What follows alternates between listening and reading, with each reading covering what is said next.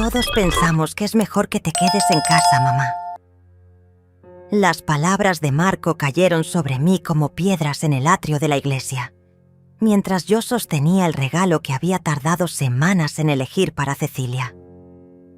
Mi propio hijo, el Lucium de Nations, niño que crié sola después de que su padre muriera, me estaba prohibiendo entrar a la boda de mi nieta. Los invitados comenzaban a llegar. Algunos me miraban con lástima, otros desviaban la vista avergonzados. Una señora mayor que no conocía se acercó para preguntarme si me sentía bien, pero yo no podía articular palabra. Brenda sonreía, detrás de él con esa sonrisa de serpiente que había aprendido a odiar, ajustándose el vestido rosa que la hacía ver como una muñeca diabólica. Sus ojos brillaban con una satisfacción que me heló la sangre. Por primera vez en 72 años sentí que mi mundo se desmoronaba completamente bajo mis pies, que todo lo que había creído sobre mi familia era una mentira cuidadosamente construida durante años. Marco, ¿qué estás diciendo? Es mi nieta. Es el día de su boda. Logré susurrar, mi voz apenas audible sobre el murmullo de los invitados que comenzaban a reunirse en los escalones de piedra de la iglesia San Miguel. Él ni siquiera me miró a los ojos. Fijó la vista en algún punto detrás de mi cabeza y repitió, como si hubiera ensayado esas palabras 1000 veces. Cecilia entiende. Ella también piensa que es mejor así. No queremos dramas hoy. Mentira. Sabía que era mentira porque había hablado con Cecilia apenas 2 días antes, y ella me había preguntado si me gustaba más el azul marino o el gris perla para mi vestido. Mi nieta jamás me habría dejado fuera de su día más importante. No, grité. No lloré. No armé el escándalo que cualquier mujer normal habría hecho. Algo dentro de mí se rompió tan profundamente que solo me quedé ahí, de pie sobre esas piedras irregulares del atrio, sintiendo cómo el viento de octubre movía mi vestido azul marino, el que había comprado en la tienda del centro, después de probármelo 5 veces para asegurarme de que me quedara perfecto. Había imaginado ese momento tantas veces, entrando a la iglesia del brazo de Marco, viendo a mi nieta hermosa caminando hacia el altar, limpiándome las lágrimas de alegría mientras pronunciaban sus votos. En cambio, ahí estaba, excluida como una extraña, como si todos esos años de amor y sacrificio no hubieran significado nada. Solo me di la vuelta y caminé hacia mi casa, sintiendo las miradas clavadas en mi espalda como dagas.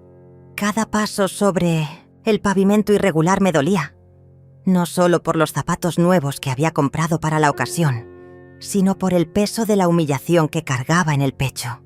El regalo dorado que llevaba en las manos se sentía como plomo, un recordatorio inútil de mi ingenuidad.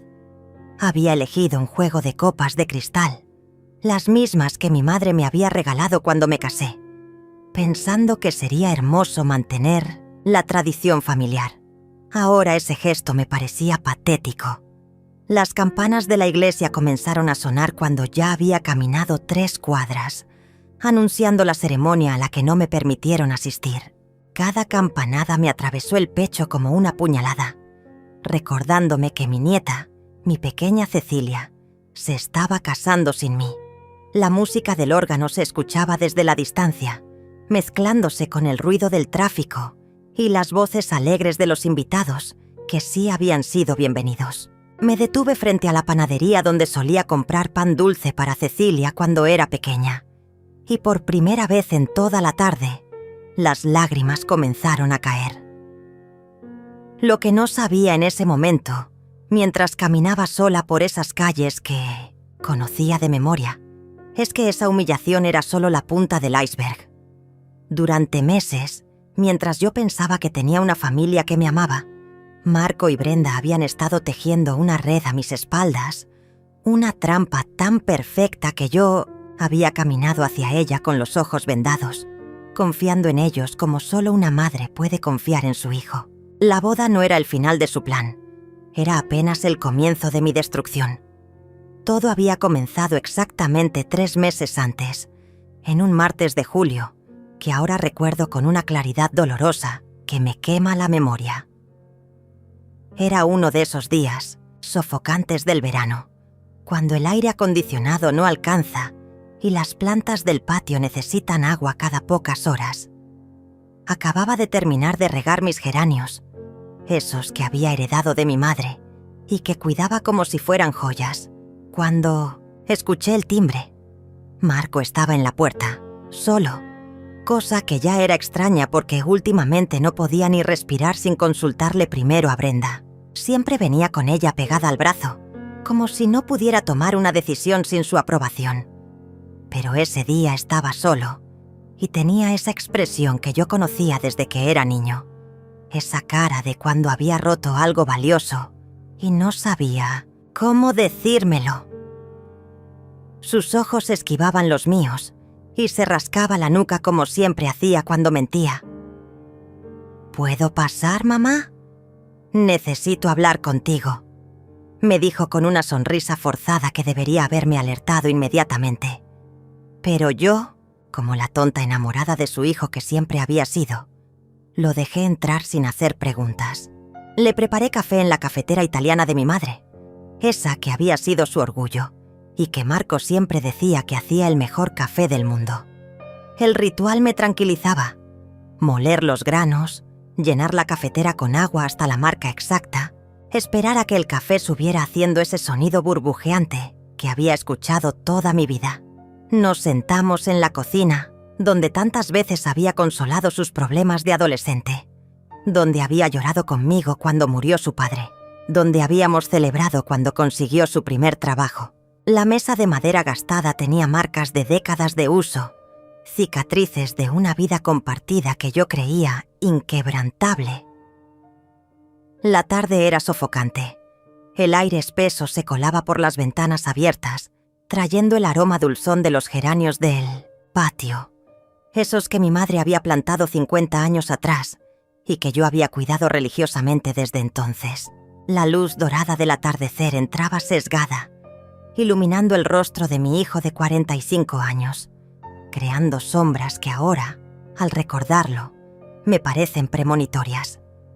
Mi hijo, mi único hijo, el que había sido mi razón de vivir después, de enviudar tan joven, estaba sentado frente a mí jugando nerviosamente con la cucharita del café, como siempre hacía cuando algo lo atormentaba.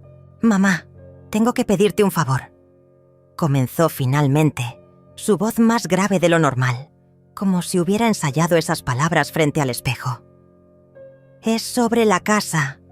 Brenda y yo hemos estado pensando que tal vez sería mejor que la pusieras a mi nombre, ya sabes, por si algo te pasa, para evitar problemas legales después». Sus palabras cayeron entre nosotros como una bomba silenciosa.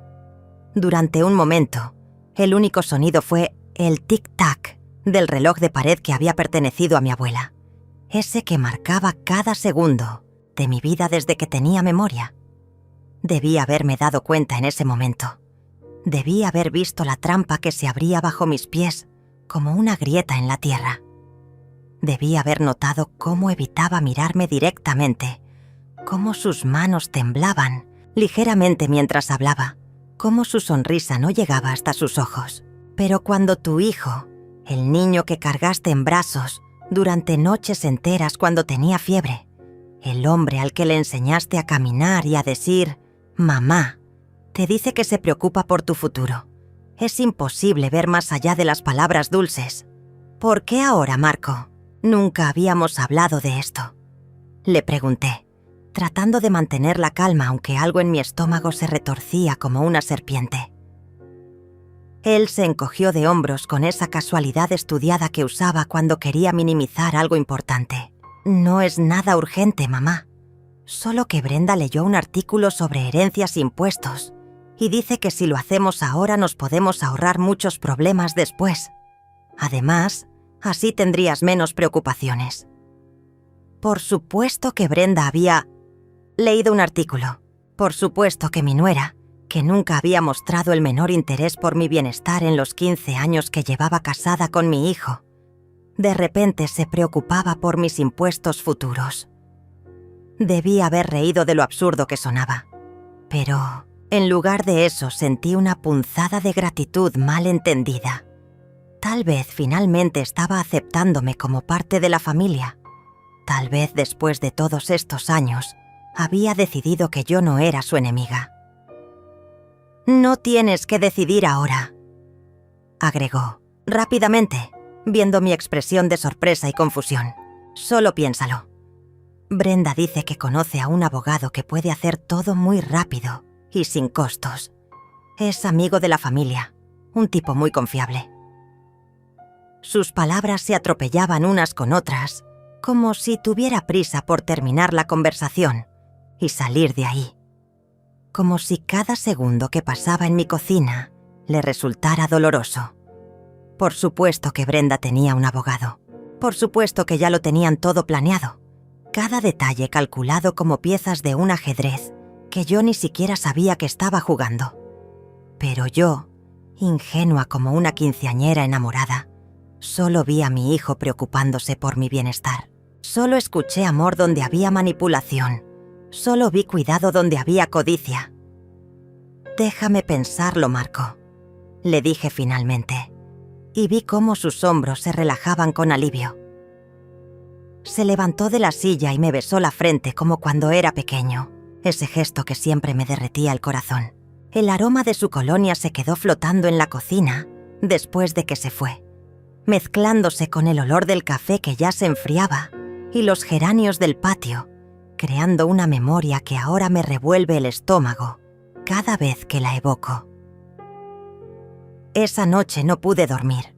Me quedé despierta en mi cama matrimonial, esa que había compartido con su padre durante 20 años felices, mirando las sombras que la luna proyectaba en el techo. La casa crujía con esos sonidos nocturnos que conocía de memoria, pero por primera vez en décadas me parecieron amenazadores. Me levanté 3 veces a revisar que la puerta estuviera cerrada con llave, algo que jamás había hecho viviendo en este barrio tranquilo, donde todos nos conocíamos desde hacía generaciones. A la mañana siguiente, cuando salí a regar mis plantas como todas las mañanas desde hacía 30 años, noté algo extraño. La señora Esperanza, mi vecina de enfrente, me saludó con una sonrisa que no llegaba a sus ojos y rápidamente desvió la mirada. Pensé que tal vez había tenido una mala noche, pero cuando pasé por la panadería para comprar mi pan de cada día, don Ramón me preguntó si me sentía bien, si necesitaba ayuda con algo. «Te ves preocupada, Lourdes», me dijo mientras envolvía mis 2 panes dulces en papel encerado. «Si necesitas algo, ya sabes que puedes contar conmigo». Era extraño, muy extraño. ¿Por qué de repente todos parecían pensar que necesitaba ayuda? Había vivido sola durante 15 años desde que enviudé. Había criado a Marco prácticamente sin ayuda después de que su padre murió de un infarto a los 48 años. Había mantenido mi casa impecable y mis cuentas al día sin pedirle favores a nadie. Pero ahora, después de una simple conversación con mi hijo sobre papeles y herencias, parecía que todo el barrio me veía como una anciana indefensa. 3 días después, llegó Brenda, sola, cosa que era aún más rara que Marco viniendo sin ella. Brenda nunca venía a mi casa a menos que fuera absolutamente necesario, y cuando lo hacía, siempre encontraba algo que criticar, que las cortinas estaban pasadas de moda, que el sofá necesitaba tapizado nuevo, que la cocina se vería mejor con azulejos modernos. Pero ese día llegó con una sonrisa radiante y una bandeja de galletas caseras que, estoy segura, había comprado en la pastelería del centro. «Lourdes, qué gusto verte», me dijo con esa voz melosa que usaba cuando quería algo. «¿Puedo pasar? Quería hablar contigo sobre lo que comentó Marco el otro día». Se movía por mi sala como si fuera suya, tocando mis fotografías, ajustando los cojines del sofá, evaluando cada rincón con esos ojos de halcón que siempre me habían puesto nerviosa. Llevaba un vestido floreado que la hacía ver maternal y confiable, muy diferente a su usual estilo de mujer de negocios que intimidaba a cualquiera. Marco me contó que le preguntaste sobre lo de la casa. Continuó mientras se servía café de mi cafetera sin pedirme permiso. Quiero que sepas que fue idea mía. Yo le dije que tenía que hablarte. Se sentó en el sillón que siempre había sido de mi esposo, cruzó las piernas y me miró con esa expresión que usaba cuando creía que estaba siendo muy inteligente. Mira, Lourdes, sé que no siempre hemos sido las mejores amigas, pero ahora somos familia. Y la familia se cuida entre... Sí, sus palabras me sorprendieron tanto que derramé un poco de café sobre la mesa de centro. Brenda y yo no éramos amigas. Punto. En 15 años de matrimonio con mi hijo, había dejado muy claro que yo era un estorbo en su vida perfecta. Había logrado que Marco cancelara nuestras cenas familiares. Había inventado excusas para no venir a las fiestas navideñas. Había hecho comentarios sutiles pero venenosos sobre mi edad, mi casa, mi ropa, mi forma de cocinar. Y ahora, de repente, quería cuidarme. El abogado del que te habló Marco es muy bueno. Siguió, sacando una tarjeta de presentación de su bolso como si fuera una carta ganadora. Se llama Ricardo Salinas. Es especialista en derecho de familia. Yo lo contraté cuando mi padre tuvo problemas con su testamento y resolvió todo sin complicaciones. Me tendió la tarjeta con una sonrisa que parecía pintada. ¿Podríamos hacer una cita para la próxima semana? Te va a explicar todos los beneficios de hacer el traspaso ahora, mientras estás sana y puedes tomar decisiones claras. Mientras estás sana y puedes tomar decisiones claras. Esas palabras se me clavaron como espinas. ¿Acaso dudaba de mi capacidad mental? Tenía 72 años, no 92. Leía sin lentes, manejaba mi dinero sin ayuda, mantenía mi casa en perfecto estado, recordaba fechas importantes mejor que gente 30 años menor que yo. Pero la forma en que lo dijo, con esa condescendencia disfrazada de preocupación, me hizo sentir como si ya tuviera un pie en la tumba. No sé, Brenda, es una decisión muy importante, le dije tratando de mantener la calma, aunque por dentro algo me gritaba que corriera. Esta casa ha sido mi hogar durante 40 años. Aquí crecieron mis hijos, aquí viví con mi esposo, aquí están todos mis recuerdos. Ella asintió como si entendiera, pero en sus ojos vi algo que me heló, la sangre, impaciencia y algo más, algo que se parecía peligrosamente a la codicia. Por supuesto que entiendo, Lourdes. Nadie te está pidiendo que te vayas de tu casa. Sigue siendo tu hogar, solo que legalmente sería de Marco. Piénsalo como una póliza, de seguro. Si algo te pasara mañana, todo estaría en orden, sin problemas con la herencia, sin impuestos que pagar. Se inclinó hacia adelante, como si fuera a contarme un secreto. Además, Marco está pensando en hacer algunas mejoras, cambiar las ventanas, pintar las paredes, renovar la cocina. Con el título a su nombre, sería más fácil conseguir los permisos. Renovar la cocina, cambiar las ventanas, pintar las paredes. Mi casa, que había mantenido impecable durante décadas, de repente necesitaba mejoras urgentes. Curioso cómo nunca habían mencionado estos problemas antes, cuando la escritura todavía estaba a mi nombre. Esa misma tarde, después de que Brenda se fue con su sonrisa falsa y sus promesas de renovaciones, decidí hacer algo que no había hecho en años: revisar mis papeles importantes. Bajé la escalera del ático con más cuidado del habitual, sintiendo cada escalón bajo mis pies, mientras el olor a madera vieja y tiempo me envolvía como un abrazo nostálgico. En el baúl de cedro que había sido de mi madre, guardaba todos los documentos importantes: la escritura de la casa, el testamento que había hecho después de enviudar, los papeles del seguro de vida de mi esposo, las actas de nacimiento, todo ordenado cronológicamente en carpetas que yo misma había etiquetado con mi letra cuidadosa. Pero cuando abrí la carpeta donde debería estar la escritura original de la casa, Mis manos comenzaron a temblar. El documento no estaba.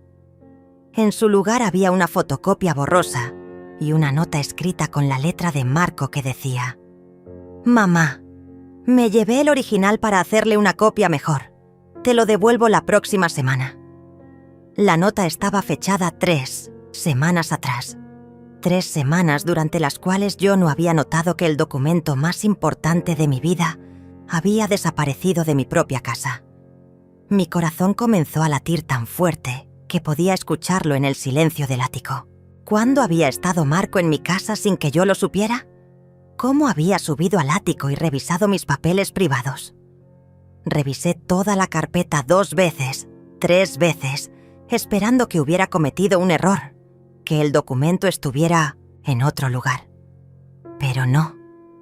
Solo quedaba esa fotocopia borrosa y esa nota que ahora me parecía una confesión de culpabilidad.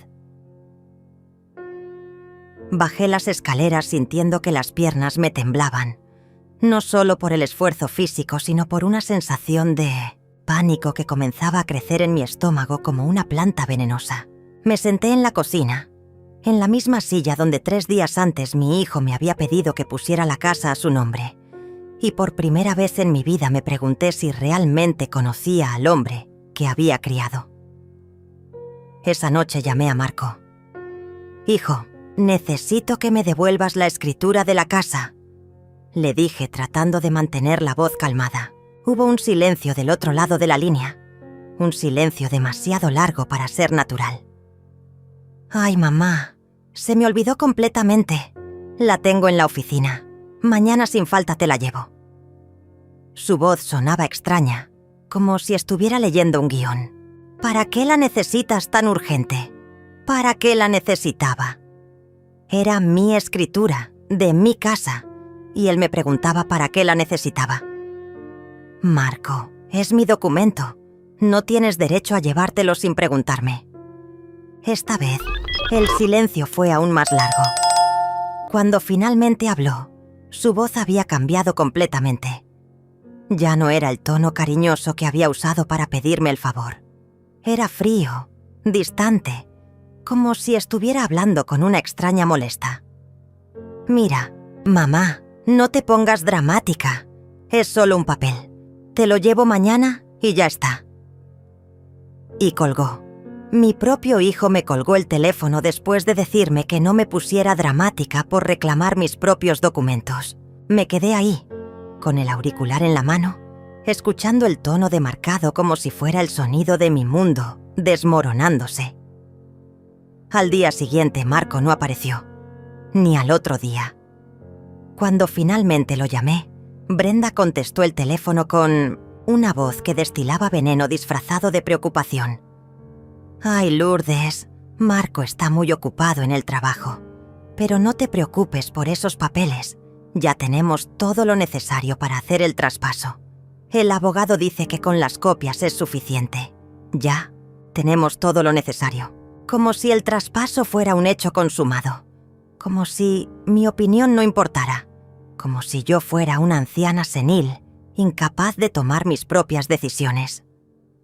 «Brenda, yo no he autorizado ningún traspaso», le dije con toda la firmeza que pude reunir. «Y quiero mi escritura de vuelta, hoy mismo». «Lourdes, creo que no estás entendiendo la situación», me dijo con esa voz que usaba para hablarle a Cecilia cuando era pequeña y había hecho una travesura. «Marco está tratando de ayudarte. Todos estamos tratando de ayudarte. Pero si vas a ponerte difícil, tal vez tengamos que buscar otras alternativas». «¿Otras alternativas?» No me explicó qué significaba eso, pero el tono amenazante de su voz me dejó muy claro que no eran buenas noticias para mí. Colgué el teléfono sintiendo que había cruzado una línea invisible, que acababa de convertirme en el enemigo de mi propia familia. Esa noche, mientras cenaba sola en mi cocina silenciosa, escuché ruidos extraños en el patio, pasos suaves sobre la grava, como si alguien caminara tratando de no hacer ruido. Me asomé por la ventana de la cocina, pero solo vi sombras moviéndose entre mis plantas. Cuando encendí la luz del patio, todo parecía normal. Mis geranios seguían en su lugar, las macetas ordenadas como siempre, la puerta del jardín cerrada con el candado que yo misma había puesto. Pero al día siguiente, cuando salí a regar, como todas las mañanas, noté algo que me puso la piel de gallina. Alguien había estado ahí. Las marcas de zapatos en la tierra húmeda eran evidentes, y una de mis macetas más grandes había sido movida ligeramente de su lugar. Alguien había estado husmeando en mi patio durante la noche, y tenía la horrible sospecha de que sabía quién era. La semana siguiente, las cosas se volvieron aún más extrañas.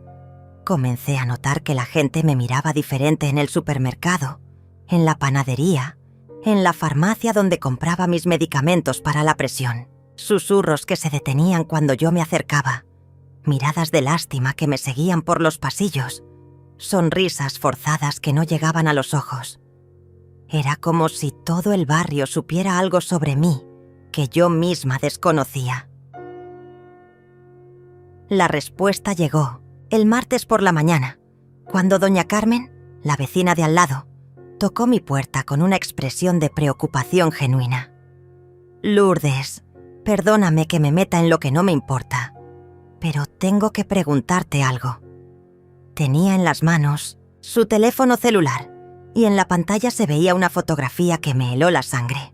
Era yo, saliendo de la farmacia con una bolsa en la mano, pero la imagen estaba acompañada de un texto que decía: «Por favor, oren por mi madre. Los doctores dicen que la demencia está avanzando muy rápido. Ya no puede recordar si ha tomado sus medicamentos. Estamos muy preocupados».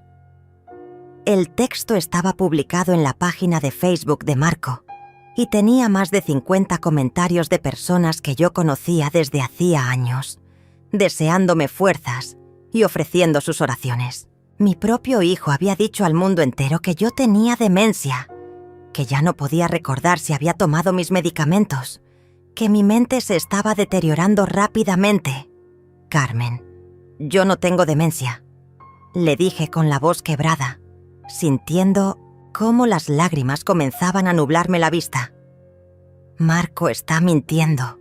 No sé por qué, pero está mintiendo». Ella me miró con esa expresión que usaba la gente cuando no sabía si creerme o no, cuando mis palabras chocaban contra lo que ya habían decidido que era la verdad. «Ay, Lourdes, claro que tú te sientes bien. Mi abuela también decía que estaba perfecta hasta el final». Sus palabras, dichas con la mejor intención del mundo, fueron como puñales en mi corazón. «Pero Marco es tu hijo. Él te conoce mejor que nadie. Si él dice que necesitas ayuda, por algo será». Ese mismo día recibí 3 llamadas de vecinos ofreciéndome ayuda para hacer las compras, para limpiar la casa, para acompañarme al médico.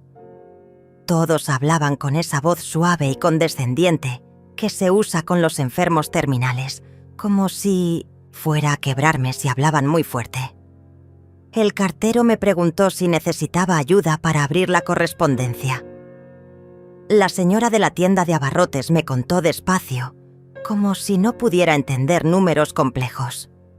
En una semana, Marco había logrado convencer a todo el barrio de que yo era una anciana enferma, que no podía cuidarse sola. Y lo más terrible era que cada día que pasaba, cada mirada de lástima que recibía, cada oferta de ayuda condescendiente, me hacía dudar de mi propia cordura.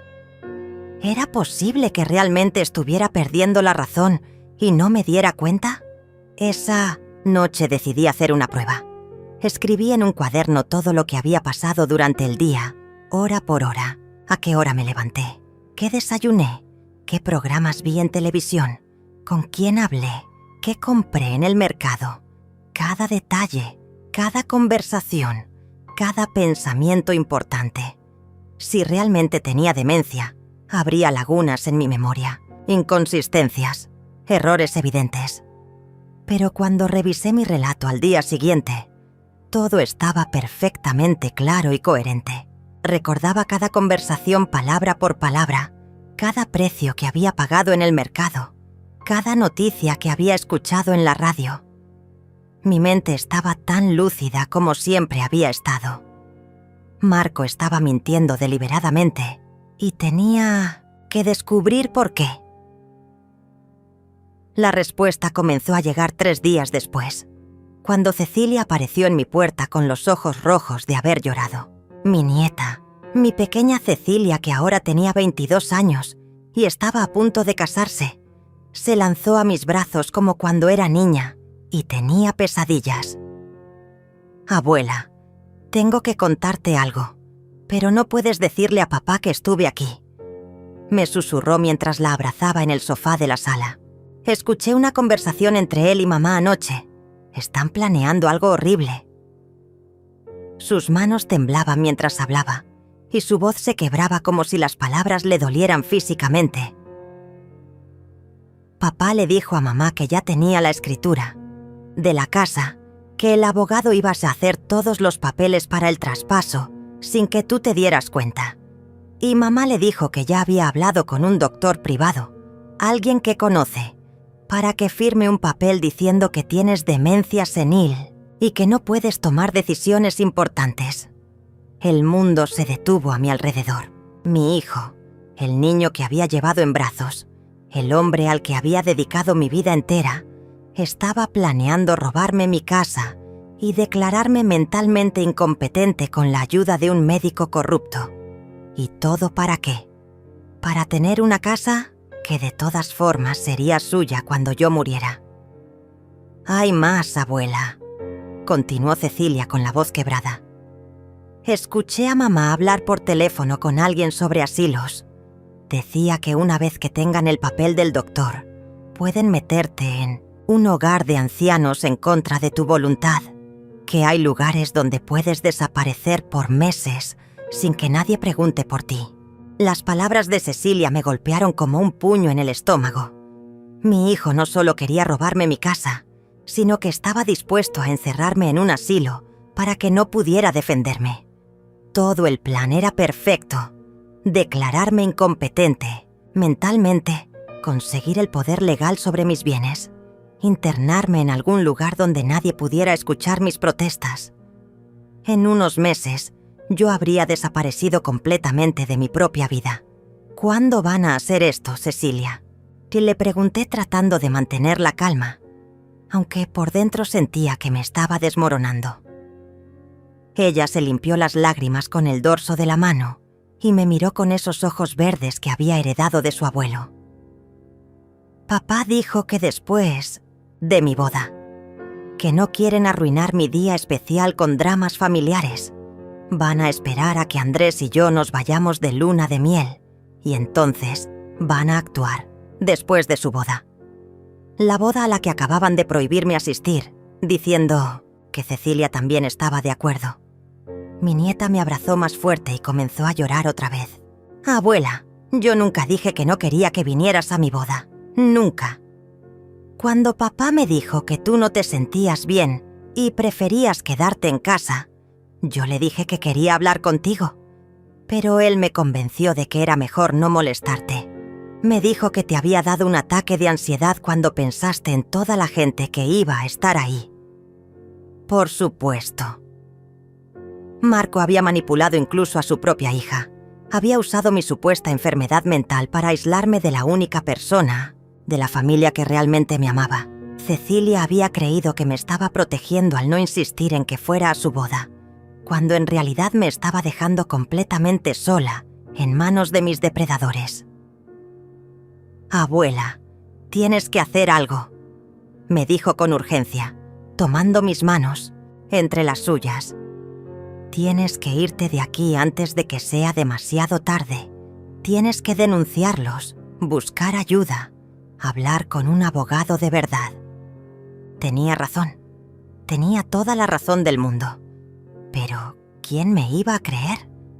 Mi propio hijo había pasado semanas construyendo la imagen de una anciana con demencia que no podía cuidarse sola. Todo el barrio ya estaba convencido de que yo necesitaba ayuda urgente. Esa noche, después de que Cecilia se fue prometiéndome que mantendría el secreto, me senté en mi cama y tomé la decisión más importante de mis 72 años de vida. No iba a quedarme ahí esperando a que vinieran por mí como un cordero al matadero. Si Marco quería guerra, la iba a tener. Pero esta vez yo iba a pelear con mis propias armas. El silencio, la paciencia y la inteligencia que había desarrollado criando hijos y sobreviviendo a un mundo que siempre había subestimado a las mujeres mayores. Lo primero que hice fue sacar todos mis ahorros del banco. Tenía $30,000 en mi cuenta de ahorros, dinero que había guardado centavo a centavo durante años, más la pensión de mi esposo que había estado acumulando sin tocar. Dividí el dinero en 3 partes. Una la escondí en la casa en lugares que solo yo conocía. Otra la puse en una cuenta nueva en un banco diferente bajo el nombre de soltera de mi madre. Y la tercera la convertí en efectivo que guardé en una caja de seguridad en el banco del centro de la ciudad. Luego busqué en internet abogados especializados en derecho de familia, pero no cualquier abogado. Necesitaba a alguien que entendiera lo que estaba pasando, alguien que hubiera visto casos como el mío antes. Encontré a una mujer llamada Beatriz Hernández, que tenía un bufete especializado en proteger a personas mayores del abuso familiar. Su página web estaba llena de testimonios de ancianos que habían sido estafados por sus propios hijos, casos casi idénticos al mío. La llamé desde el teléfono público de la esquina, porque ya no confiaba en que mi teléfono de casa estuviera libre de escuchas. Beatriz me escuchó durante 1 hora sin interrumpirme, sin juzgarme, sin tratarme como si fuera una vieja loca. Cuando terminé de contarle todo, su primer comentario fue: «Lourdes, usted está perfectamente lúcida y lo que me está describiendo es un caso clásico de abuso financiero familiar. Tenemos que actuar rápido». Me citó para el día siguiente en su oficina, pero me advirtió que fuera muy cuidadosa. Si sus sospechas son correctas, probablemente la estén vigilando. Vaya a hacer mandados normales, pero dese una vuelta por lugares donde normalmente no va y luego venga a verme. Y por ningún motivo le diga a nadie que me contactó. Esa noche dormí mejor de lo que había dormido en semanas. Por primera vez en mucho tiempo, sentía que no estaba completamente sola en esta pesadilla. Tenía una aliada, tenía un plan y, más importante aún, tenía la certeza de que no me iba a quedar de brazos cruzados esperando a que me destruyeran. Al día siguiente actué como si fuera un día normal. Salí a comprar pan, pasé por la farmacia, saludé a los vecinos con la misma sonrisa de siempre. Pero después de hacer mis mandados rutinarios, tomé 2 autobuses hasta el centro de la ciudad y llegué a la oficina de Beatriz Hernández, sintiendo que finalmente había comenzado a luchar por mi vida. La oficina de Beatriz Hernández estaba en el piso 12 de un edificio del centro, con ventanas que daban a toda la ciudad. Era una mujer de unos 50 años, con el cabello gris cortado en un bob elegante y ojos que habían visto demasiadas historias como la mía. No me trató como a una víctima indefensa, sino como a una cliente inteligente que había tomado la decisión correcta al buscar ayuda profesional. «Lourdes, lo que me está contando es más común de lo que se imagina», me dijo mientras tomaba notas en una libreta legal. «Cada semana recibo 2 o 3 casos similares. Hijos que manipulan a sus padres ancianos para quitarles sus propiedades, que inventan enfermedades mentales para justificar el robo, que usan el amor familiar como arma de chantaje».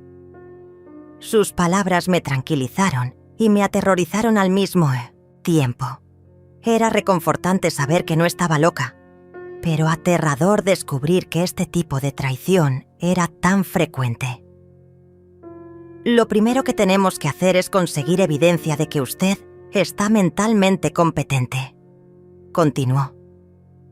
«Voy a programarle una evaluación psicológica completa con un neuropsicólogo de mi confianza. Si su hijo y su nuera están planeando declararla incompetente, necesitamos un documento médico oficial que demuestre lo contrario». Sacó una tarjeta de su escritorio. «El doctor Javier Mendoza Es especialista en evaluaciones geriátricas. Lo voy a llamar para que la vea esta misma semana. Luego me explicó el plan legal. También necesitamos conseguir copias oficiales de todos sus documentos. Si su hijo tiene la escritura original de su casa, vamos a solicitar duplicados en el registro de la propiedad. Vamos a hacer un inventario completo de todos sus bienes. Y vamos a crear documentos legales que protejan sus derechos mientras resolvemos este problema. Pero lo más importante de todo era lo que me dijo al final de la consulta. Lourdes, usted tiene que actuar con mucha naturalidad. No puede levantar sospechas de que está tomando medidas legales. Siga comportándose como siempre. Mantenga las mismas rutinas. No confronte a su hijo directamente. Mientras más tiempo tengamos para prepararnos antes de que ellos actúen, mejor será su posición. Salí de esa oficina sintiendo que tenía un ejército de mi lado. Por primera vez en semanas, caminé por la calle con la cabeza en alto, sin mirar constantemente por encima del hombro. Tenía una abogada, iba a tener una evaluación médica que probaría mi competencia mental, y tenía un plan para proteger todo lo que había construido durante 72 años de vida. Los siguientes días fueron los más difíciles de mi vida. Tenía que actuar como si no supiera nada. Sonreír cuando Marco llamaba para preguntar cómo me sentía, responder con naturalidad cuando Brenda pasaba por casa con más galletas falsas y preguntas sobre mi salud. Era como vivir dentro de una obra de teatro donde yo era la única que conocía el verdadero guión. El doctor Mendoza me evaluó durante 3 horas en su consultorio privado. Exámenes de memoria, pruebas de razonamiento lógico, evaluaciones psicológicas, tests neurológicos. Al final me dijo algo que me hizo llorar de alivio. Señora Lourdes, usted tiene la mente más clara que he visto en una mujer de su edad en mucho tiempo. Sus funciones cognitivas están perfectas, su memoria es excelente y no hay ni el menor indicio de demencia o deterioro mental. Mientras tanto, Beatriz había conseguido copias de todos mis documentos oficiales. La escritura de mi casa estaba registrada a mi nombre y cualquier traspaso requería mi firma personal ante notario, con identificación oficial y 2 testigos. Marco podía tener el documento original, pero sin mi firma ante un notario público, no podía hacer nada legal con él. También descubrimos algo interesante cuando revisamos los antecedentes del abogado que Brenda había recomendado. Ricardo Salinas había sido suspendido 2 veces por el Colegio de Abogados por irregularidades en documentos de herencia y tenía varios casos pendientes por falsificación de firmas. Era exactamente el tipo de profesional corrupto que Marco necesitaba para su plan. Su hijo escogió mal a sus cómplices, me dijo Beatriz con una sonrisa que me dio esperanza. Este abogado está tan desesperado por dinero que probablemente va a intentar hacer el traspaso, aunque usted no firme. Y cuando lo haga, lo vamos a atrapar con las manos en la masa. Fue entonces cuando Beatriz me propuso algo que nunca había considerado. Un plan para que ellos se incriminaran solos.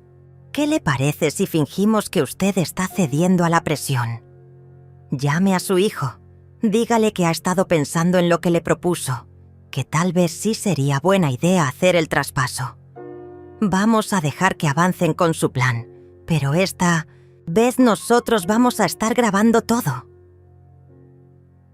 La idea me aterrorizó y me emocionó al mismo tiempo.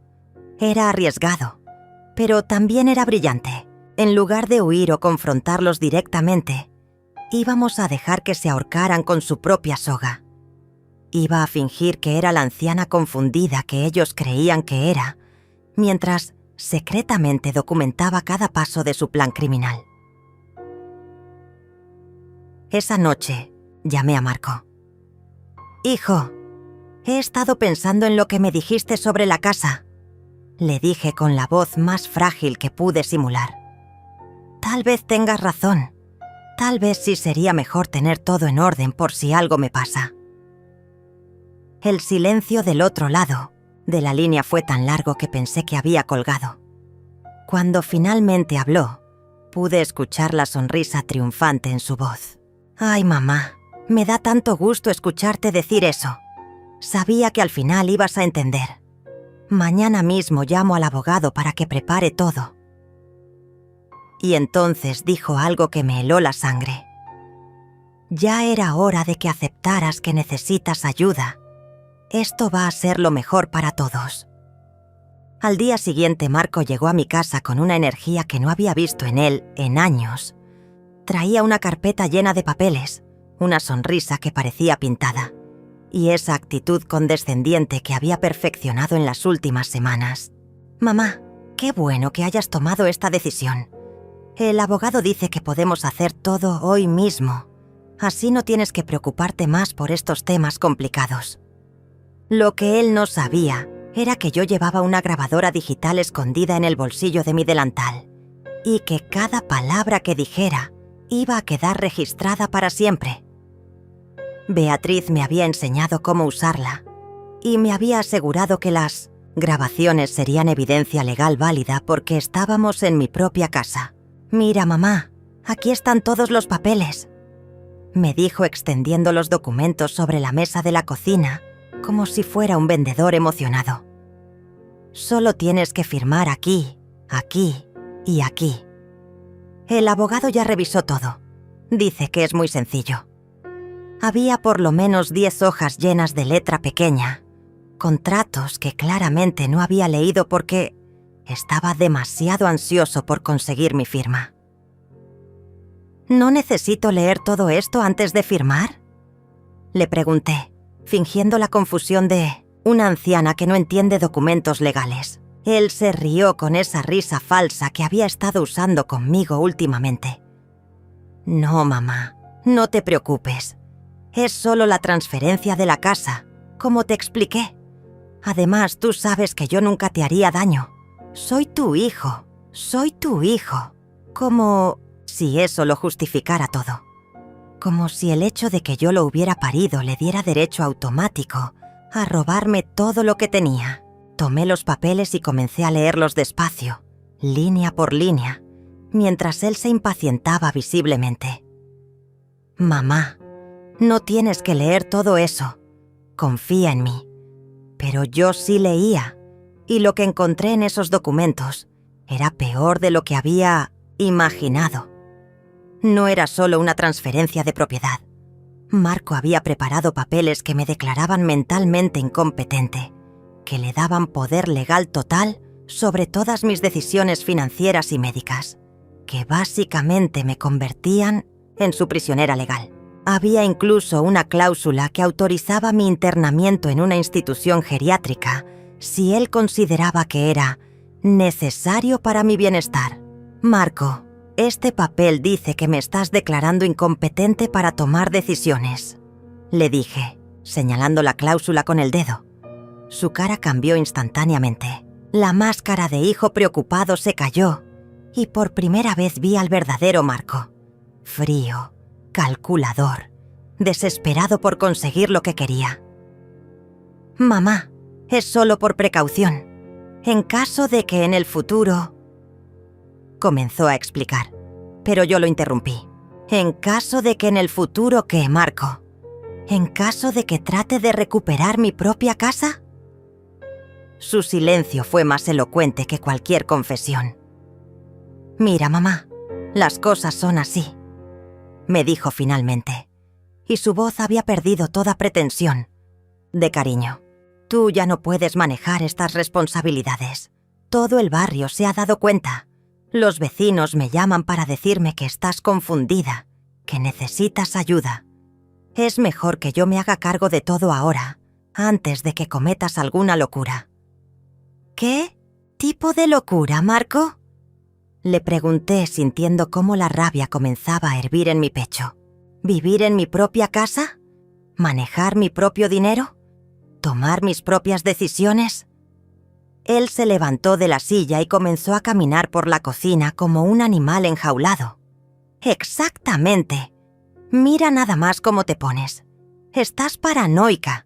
Agresiva, no puedes tener una conversación normal sin alterarte. Esos son síntomas claros de demencia. Sus palabras me golpearon como bofetadas. Mi propio hijo me estaba gaslighting, tratando de convencerme de que mi reacción normal ante su traición era evidencia de enfermedad mental. En ese momento se abrió la puerta de la cocina y entró Brenda como si fuera la dueña de la casa. «¿Cómo va todo?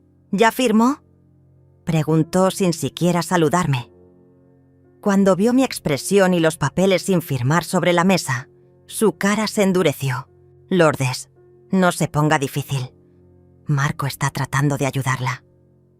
«¿Ayudarme? ¿Robándome mi casa y declarándome loca?», les dije levantándome de la mesa. «¿Creen que soy tan estúpida que no puedo leer lo que estoy firmando?».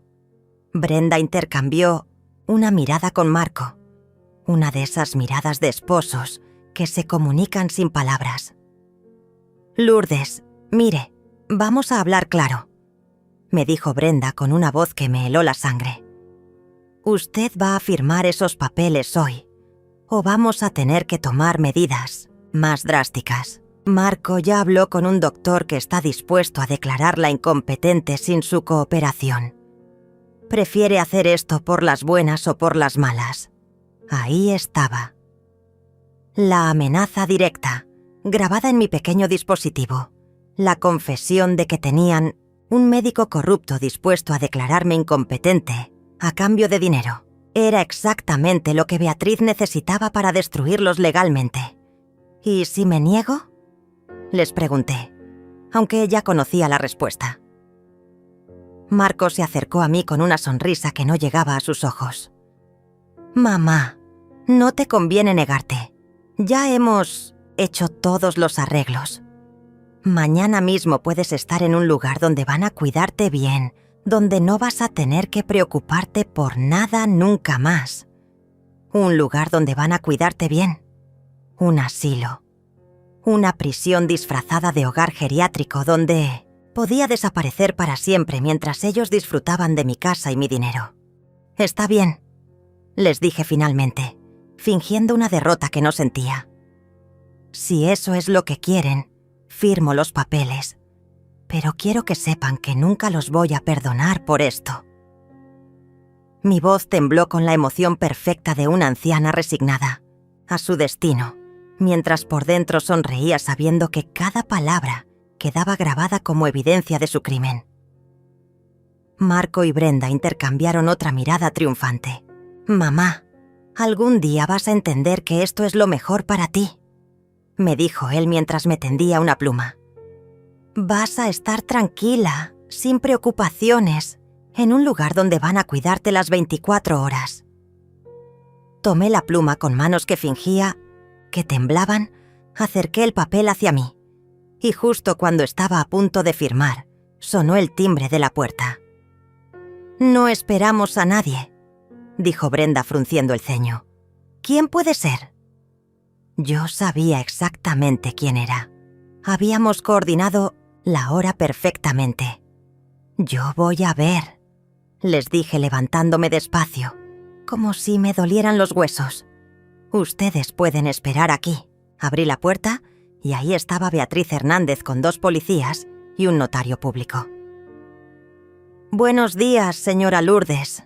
Venimos a verificar una denuncia por intento de fraude documentario y abuso a persona mayor».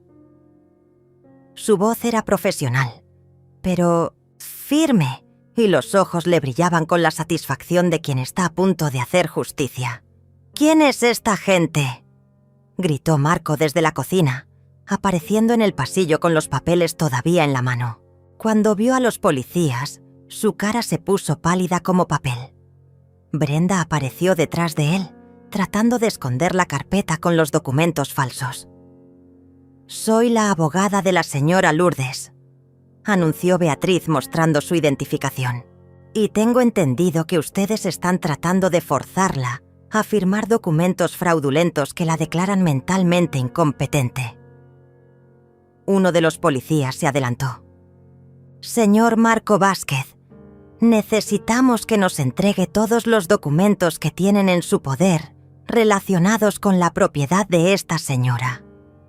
Esto es un malentendido, balbuceó Marco, pero su voz había perdido toda la seguridad de unos minutos antes. Mi madre está enferma, necesita ayuda. Nosotros solo estamos tratando de... Beatriz lo interrumpió con una sonrisa fría. ¿Enferma? Tengo aquí una evaluación psicológica completa, realizada por el doctor Javier Mendoza, neuropsicólogo, certificado, que demuestra que la señora Lourdes tiene todas sus facultades mentales intactas. Brenda trató de correr hacia la puerta trasera, pero el segundo policía ya estaba ahí esperándola.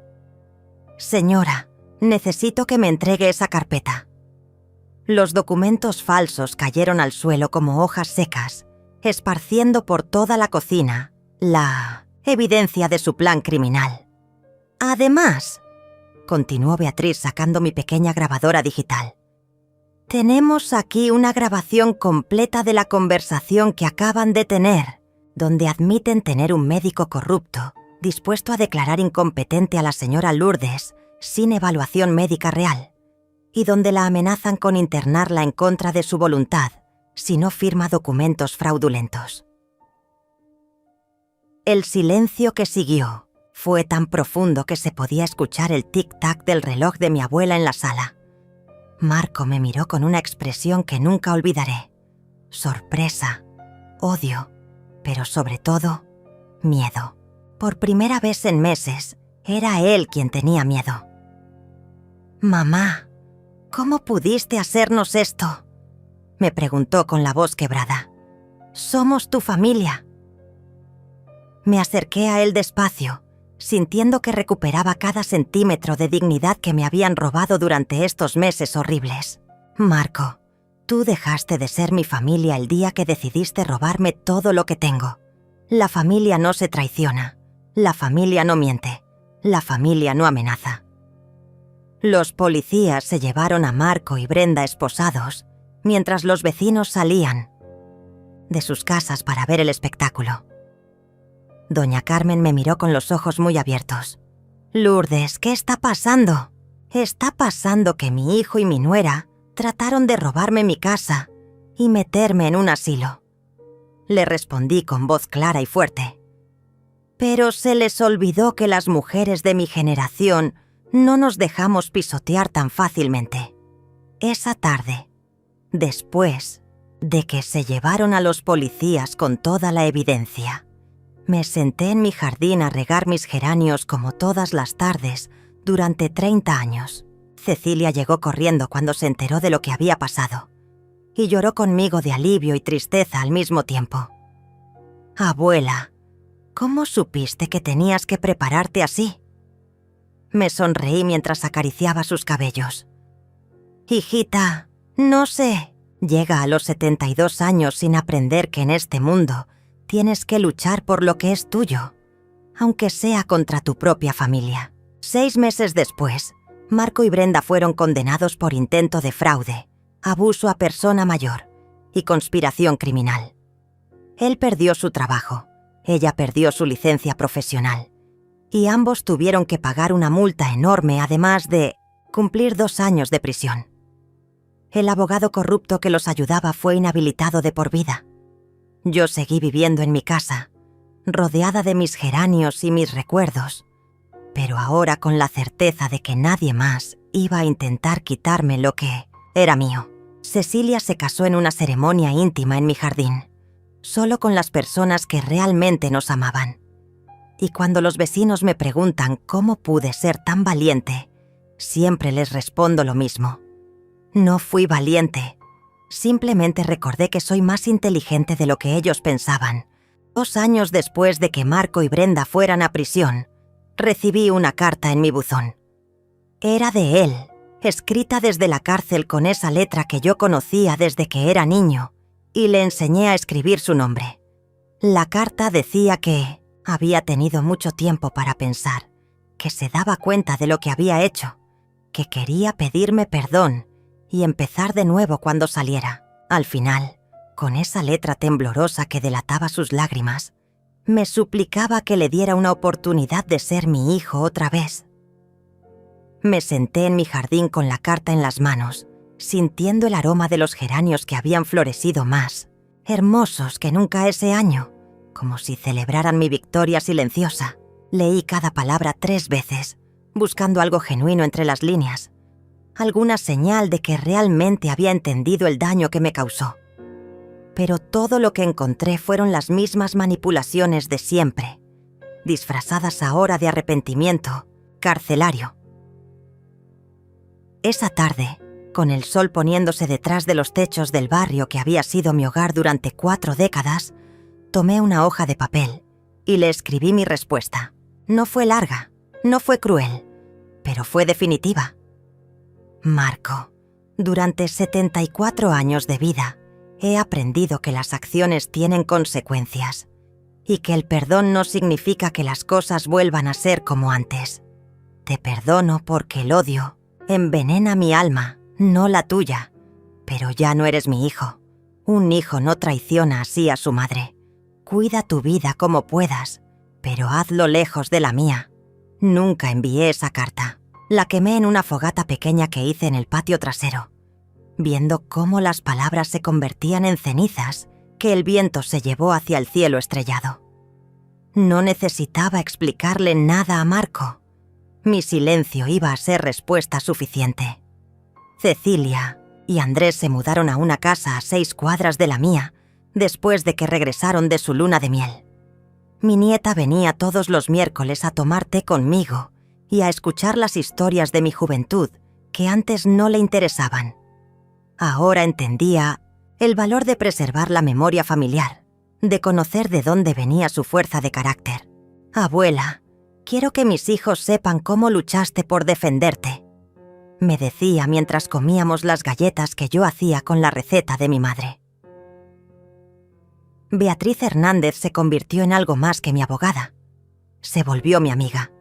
Almorzábamos una vez al mes en el restaurante del centro donde hacían el mejor mole de la ciudad, y ella me contaba sobre otros casos similares al mío que había ganado. Lourdes, usted se ha convertido en mi historia favorita para contarles a otras señoras que están pasando por lo mismo, me decía sonriendo. Es increíble cómo una mujer de su edad puede enseñarle a todo el mundo que nunca es tarde para defenderse. Mi historia se corrió por todo el barrio, luego por toda la ciudad. El periódico local escribió un artículo sobre mí que tituló «La abuela que venció a los estafadores». Y después vinieron reporteros de la televisión nacional. Yo no quería ser famosa, pero entendí que mi historia podía ayudar a otras mujeres mayores que estaban siendo abusadas por sus propias familias. Participé en programas de radio, di charlas en centros comunitarios, hablé en conferencias sobre derechos de las personas mayores. Lo más importante, les decía siempre a las señoras que venían a escucharme, es que confíen en sus instintos. Si algo les parece extraño, probablemente lo sea. Si alguien las está presionando para tomar decisiones importantes rápidamente, aunque sea su propio hijo, deténganse a pensar. Y nunca firmen documentos que no entienden completamente. Muchas de ellas lloraban cuando les contaba mi historia, porque reconocían pedazos de sus propias experiencias en mis palabras. Recibí cientos de cartas de mujeres de toda América Latina que habían vivido situaciones parecidas. Algunas me contaban que mis consejos las habían ayudado a descubrir planes similares a tiempo. Otras me agradecían por darles el valor de denunciar a familiares que las estaban robando. Una señora de Colombia me escribió que después de escuchar mi entrevista en la radio, se dio cuenta de que su hija le estaba vaciando la cuenta del banco poco a poco y logró detenerla antes de que fuera demasiado tarde. Los domingos por la tarde, cuando el barrio se quedaba silencioso y la luz se volvía dorada, me sentaba en mi mecedora del portal a ver pasar la vida. Los niños jugaban en la calle como siempre habían hecho. Las parejas jóvenes caminaban tomadas de la mano como Cecilia y Andrés. Las señoras mayores regaban sus plantas como yo había hecho durante décadas. Todo parecía igual que antes, pero yo sabía que era diferente. Había aprendido que el amor verdadero no te pide que entregues tu dignidad, que la familia real no te traiciona y que nunca es tarde para empezar una nueva vida. Una tarde de noviembre, exactamente 3 años. Después del día en que Marco me prohibió entrar a la boda de Cecilia, mi nieta llegó corriendo a mi casa con una noticia que me llenó de una alegría que no había sentido en años. Estaba embarazada. «Abuela, vas a ser bisabuela», me dijo abrazándome con esas lágrimas felices que solo llegan con las mejores noticias. «Y quiero que sepas que este bebé va a crecer conociendo la historia de su bisabuela valiente, la mujer que nos enseñó que luchar por lo que es justo no tiene edad». Esa noche, acostada en mi cama con el sonido de la lluvia golpeando suavemente las ventanas, pensé en todos los caminos que me habían traído hasta ese momento. Había perdido un hijo, pero había ganado la certeza de que merecía respeto. Había descubierto traiciones que me rompieron el corazón, pero también había encontrado fuerzas que no sabía que tenía. Había enfrentado mi mayor miedo, quedarme sola en el mundo, y había aprendido que la soledad elegida es preferible a la compañía tóxica. Marco salió de prisión el año pasado. Supe por los vecinos que se mudó a otra ciudad, que Brenda lo dejó mientras estaba preso, que ahora trabaja en empleos que apenas le alcanzan para sobrevivir. Algunas personas me preguntan si no siento lástima por él, si no me duele saber que está pasando por problemas económicos. Siempre respondo lo mismo. Siento lástima por el niño que fue, pero no por el hombre que eligió ser. Hoy, a mis 75 años, riego mis geranios cada mañana. Cocino para Cecilia cuando viene a visitarme. Leo libros que antes no tenía tiempo de leer. Y duermo tranquila sabiendo que nadie puede quitarme lo que construí con mis propias manos. Mi casa sigue siendo mía. Mi dinero sigue siendo mío. Mis decisiones siguen siendo mías. Y cuando llegue el día en que realmente necesite ayuda, será en mis términos, con las personas que me aman de verdad, no con quienes solo ven en mí una oportunidad de enriquecerse. La justicia no siempre llega gritando. A veces llega en silencio, con pasos firmes y determinación inquebrantable. A veces llega con la sabiduría de una mujer mayor que se niega a ser invisible.